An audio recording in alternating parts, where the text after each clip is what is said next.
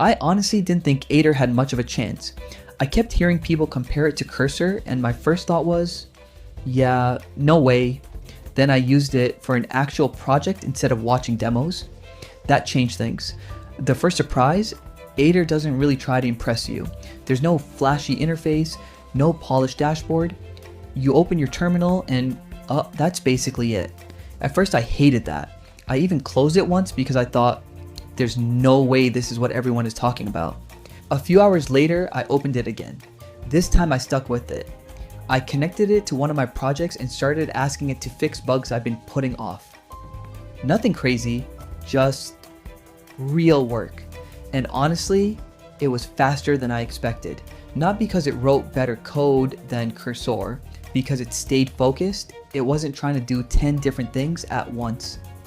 Then I made a mistake. I gave it a really vague instruction. The result wasn't great. I rewrote the prompt with a little more detail and suddenly the output was much closer to what I wanted. That reminded me of something. The tool matters. Your prompt matters too.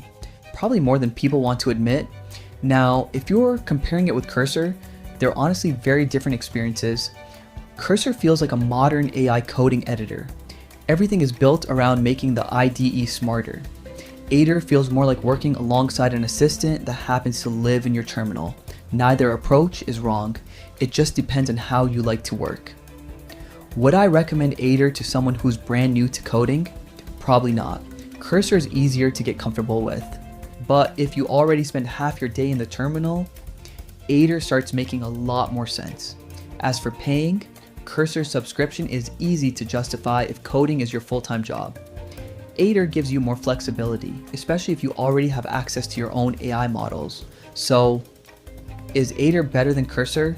For me, no, not overall, but there were definitely moments where I caught myself reaching for Aider first.